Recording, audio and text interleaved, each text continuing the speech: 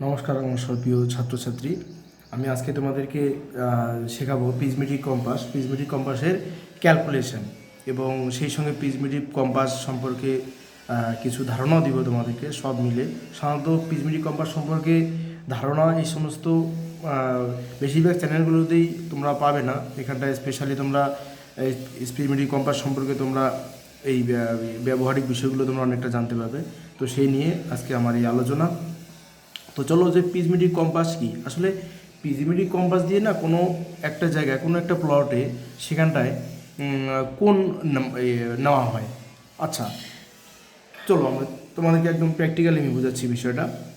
যে আমরা prismatic compass নিয়ে, এটা একটা ইনস্ট্রুমেন্ট, একটা যন্ত্র যেটাকে অ্যাঙ্গেল পরিমাপ করে, কত ডিগ্রি কোণে, 360 ডিগ্রি পুরোটা সেটাকে পরিমাপ করা যাবে।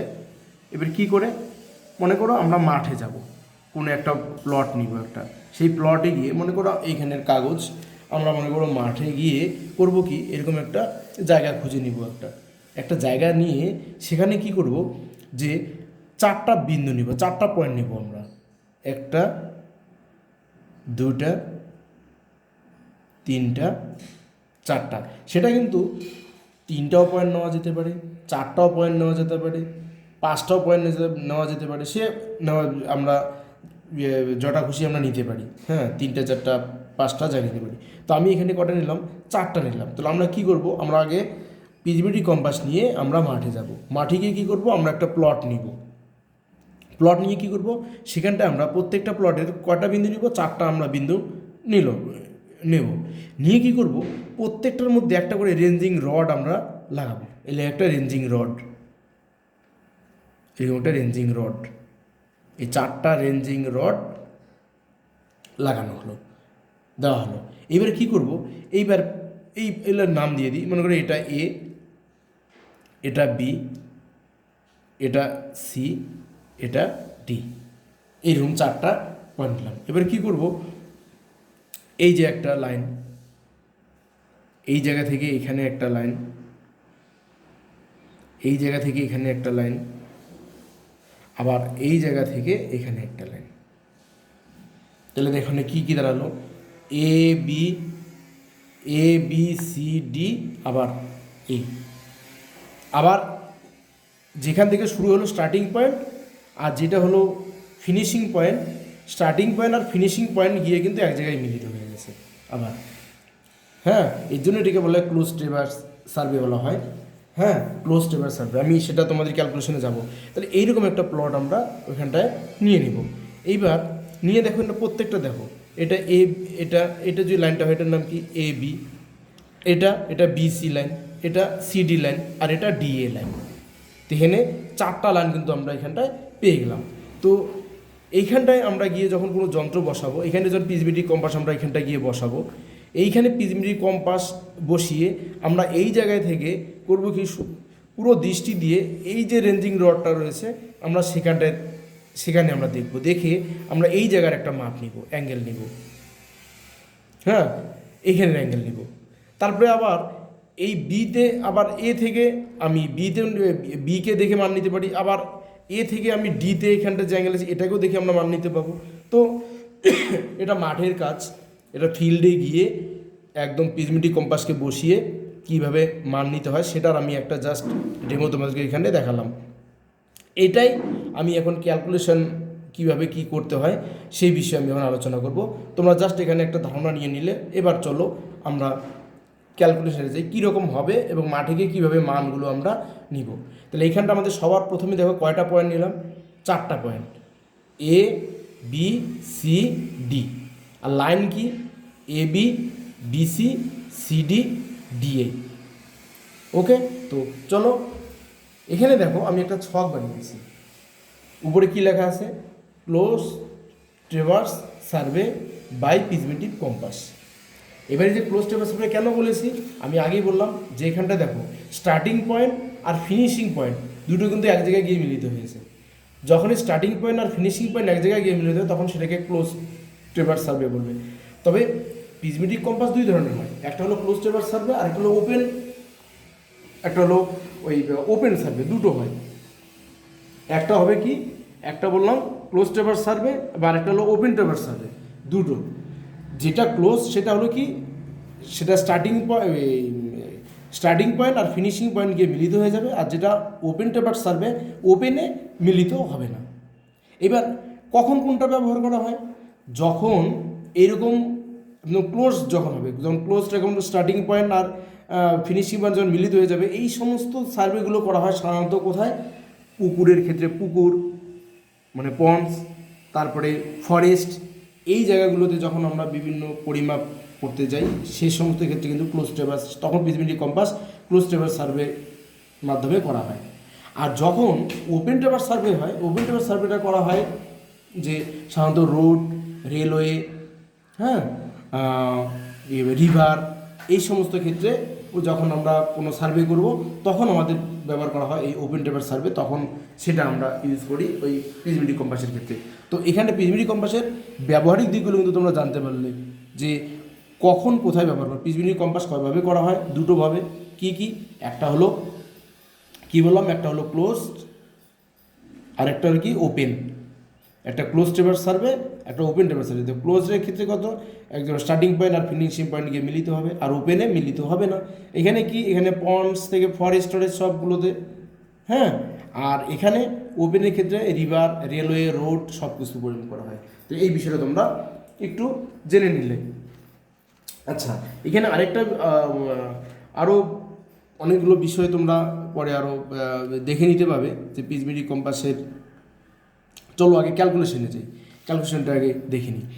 দেখো এখানে ক্লোজ ট্রাভার্স সার্ভে যেটা আছে, এবার ক্লোজ ট্রাভার্স সার্ভের ক্ষেত্রে দেখো যে এই যে একটা ছক বানিয়েছি, এরকম একটা ছকটা আগেই বানিয়ে রেখেছি, কারণ ছক বানাতে গেলে অনেক সময় নিয়ে নেবে, এর জন্য আমি আগে এটা করে রাখলাম। তাহলে কী করব, আমরা যখনই ভিজিবিলিটি কম্পাস নিয়ে যখন আমরা সার্ভে করতে যাব মাঠে, তখন আমাদের এরকম একটা ছক তৈরি করতে হবে, এবং কোন কোন জিনিসগুলো আমরা সেই যন্ত্রের মাধ্যমে আমরা ডাটাগুলো কালেকশন করে এসে তারপরে কীভাবে সেটাকে আমরা ক্যালকুলেশন করব, সেই পুরো বিষয়টা কিন্তু এই ছকের মাধ্যমে আমি তুলে ধরবো।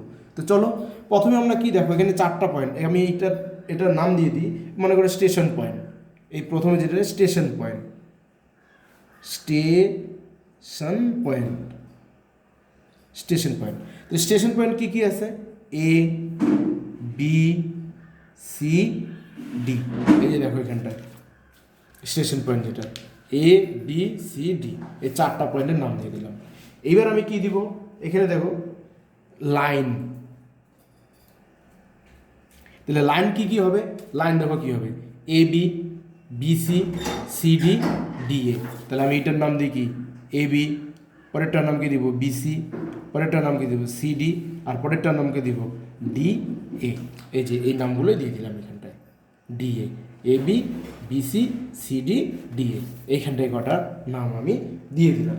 এইবার কি হবে, এইবার লেংথ, হ্যাঁ,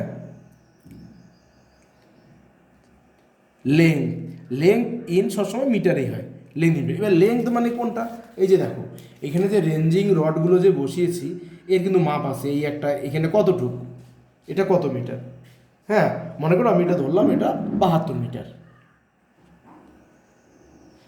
ওকে, এটা 72 মিটার।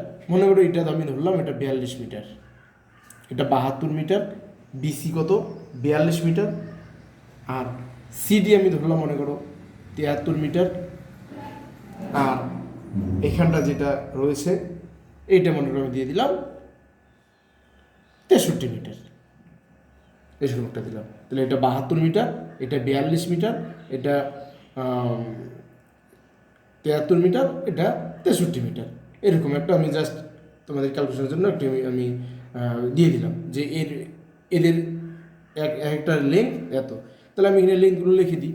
তাহলে এখানটা লেংথ এবি কত, এবি দেখো কত 72 মিটার, তাহলে এবি 72, বিসি কত 42, তো বিসি 42, সিডি 73, সিডি 73 মিটার, আর ডিএ 63, ডিএ 63 মিটার। তাহলে এখানে লিখে নিলাম। এইবার আমার কাজ কি, এইবার আমার কাজ হলো অবজার্ভ করবো। এইবার আমি এই যে এইখানটায় আমি এবার এখানে ভিজিবিলিটি কম্পাস বসাবো, বসিয়ে এবার আমি মান দেখব।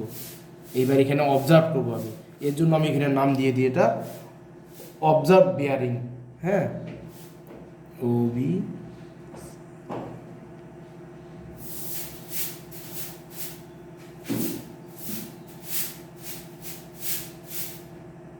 Observe bearing.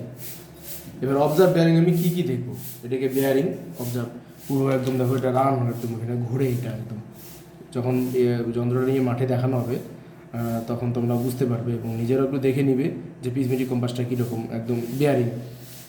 এটা অবজার্ভ বিয়ারিং। এবার কী কী বিয়ারিং অবজার্ভ কী করবো, এবার দুটো জিনিস এখানে অবজার্ভ করতে হবে। একটাকে বলা হয় এফবি, আরেকটাকে বলা হয় বিবি। এবার কী কী নাম, এফবি মানে হলো ফরওয়ার্ড বিয়ারিং আর বিবি মানে হলো ব্যাকওয়ার্ড বিয়ারিং। এবার কোনটা ফরওয়ার্ড বিয়ারিং আর কোনটা ব্যাকওয়ার্ড বিয়ারিং এইটা একটু নিয়ে একটু বলে দিই।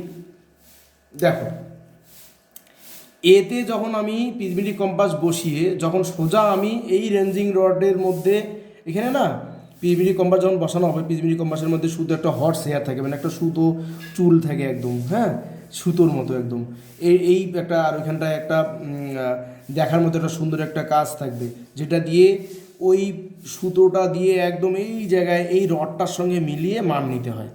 তো ওই মানটা দিয়ে যখন এ থেকে যখন দেখো এ থেকে যখন বিতে আমি যখন দেখব তখন এই জায়গায় আমি একটা মান পাবো।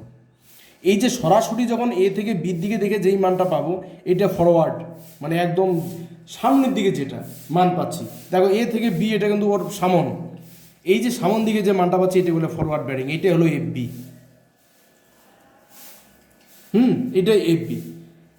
আবার দেখো বি থেকে যখন আবার সিতে দেখবো তখন বি এটা কিন্তু ফরওয়ার্ড, বি থেকে সিতে যখন ডি দেখবো তখন সির এটা ফরওয়ার্ড। আবার ডি থেকে যখন এতে দেখবো তখন ডির কিন্তু এটা ফরওয়ার্ড।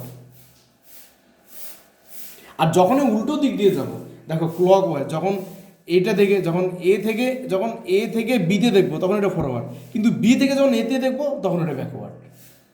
বি থেকে সিতে যখন দেখবো ফরওয়ার্ড, কিন্তু সি থেকে যখন বিকে দেখবো ব্যাকওয়ার্ড। সি থেকে যখন ডিকে দেখবো ফরওয়ার্ড, ডি থেকে যখন সিকে আবার দেখবো তখন এটা ব্যাকওয়ার্ড। তাহলে ডি থেকে এতে যখন দেখবো তখন ওটা কি ফরওয়ার্ড, আবার এ থেকে যখন ডিকে দেখবো তখন ওটা ব্যাকওয়ার্ড। তো এই হলো ফরওয়ার্ড ব্যাকওয়ার্ডের গল্প। তাহলে কোনটা ফরওয়ার্ড কোনটা ব্যাকওয়ার্ড, দেখো এটা কীভাবে ঘুরছে, এই দিকে গেল, এই দিকে আসলো, এই দিকে গেল, এইদিকে, তার মানে এটা কি, এটা ক্লক ওয়াইজ, এটা ক্লক ওয়াইজ, এই ক্লক ওয়াইজ ঘুরছে কিন্তু এটা, হ্যাঁ এটা ক্লক ওয়াইজ এটা। তাহলে এই যে এইটা হলো এফ বি আর বিবি। তাহলে এই দুটো মান একবার এতে বসিয়ে বি এখানে দেখবো, আবার ডিতে এখানে বসিয়ে একে দেখবো, আবার ডিকে বসিয়ে ডিতে বসিয়ে আবার একে দেখবো, আবার ডিতে বসিয়ে এবার সিকেও দেখবো, আর এতে বসিয়ে একবার যেমন বিকে দেখতে হবে, আবার এই থেকে ব্যাকওয়ার্ড আবার ডিকেও দেখা যাবে বিবি। তো এইভাবে করে দুইবার করে একটা স্টেশন থেকে দুটো করে মান নেওয়া যেতে পারে। হ্যাঁ, তো এইখানে এইটাই হলো এফ বি আর বিবি। তাহলে এফ বি আর বিবি যে মানগুলো মনে করো আমরা দেখার পরে এখান থেকে যে দেখলাম মানটা, এইটা মান মনে করো পেয়ে গেলাম আমরা, এই জায়গা থেকে এখানে মান পেলাম মনে করো এটা 97°30', এটা পেলাম, এটা কত 97°30' পেলাম মনে করো এইখানের মান। তাহলে আমি এনে লিখে দিই 97°30', এটা মান পেয়ে গেলাম। ওকে, তারপরে কী করলাম, এবার 97°30' এটা পেলাম। এবার এর তারপরে মনে করো বি, এবার এটা পেয়ে গেলাম এ। এইবার বি, এবার বি থেকে আবার সিকে দেখবো, এবার বির যে ফরওয়ার্ড, এবার বির ফরওয়ার্ড মান মনে করো আমি পেয়ে গেলাম এখানে 163°30', 163°30'। তাহলে আমি লিখি দিই এখানে 163°30', এখানে পেয়ে গেলাম 163°30'। তারপরে সি থেকে ডিতে দেখবো, সি থেকে ডিতে যখন দেখবো তখন মনে করি এখানে মান পেয়ে গেলাম 262°00', 262, মানে সিতে কত পেলাম, এটা 262°, এখানে লিখে দিলাম 262°00'। এইবার ডি থেকে এতে দেখো ফরওয়ার্ড, এবার ডির এখানে মনে করো আমরা পেয়ে গেলাম 349 ডিগ্রি 30 মিনিট এরকম পেলাম। তাহলে এইখানে আমি লিখে দিলাম 349 ডিগ্রি 30 মিনিট এখানে পেয়ে গেলাম। তাহলে এইখানটা চারটা কি সব করলাম আমরা ফরওয়ার্ড। এইবার আমি ব্যাকওয়ার্ড দেখবো। এবার ব্যাকওয়ার্ড কী করে দেখবো? এবার ব্যাকওয়ার্ডগুলো দেখো কী করে আমরা দেখবো। এবার ব্যাকওয়ার্ড মনে করো এবার বি থেকে এতে দেখবো। এবার বি থেকে মনে করো এতে দেখবো। এবার বি থেকে যখন এতে দেখবো তাহলে বি থেকে এতে যখন দেখবো তাহলে কি এইখান থেকে শুরু করে পুরোটাই ভেবে দেখবো। তো বি থেকে এতে মনে হচ্ছে দেখলাম, তখন মনে করো এইটা আসলো কত বলো তো? এইটা মনে করো ব্যাকওয়ার্ডে আছে 278 ডিগ্রি 30 মিনিট। তাহলে এখানে লিখে দিই 278 ডিগ্রি 30 মিনিট পেয়ে গেলাম। ওকে, এইবার সি থেকে বিতে দেখবো। এইবার সি থেকে বিতে দেখবো। সি থেকে বিতে যখন দেখবো তাহলে এইখান থেকে একদম পুরোটাই দেখবো। সি থেকে বিতে যখন দেখলাম তখন মনে করি এখানে দেখলাম 342 ডিগ্রি 30 মিনিট। তাহলে এখানে লিখে দিই 342 ডিগ্রি 30 মিনিট। আচ্ছা, তারপরে এবার কি করব? এবার ডি থেকে সিতে দেখব। এবার ডি থেকে সিতে যখন দেখব, ডি থেকে সিতে একদম কি করব? সিতে দেখব, ডি থেকে সি। এবার ডি থেকে সিতে যখন দেখব তখন কত আসে মনে করো? এখানটা দেখলাম 79 ডিগ্রি 30 মিনিট।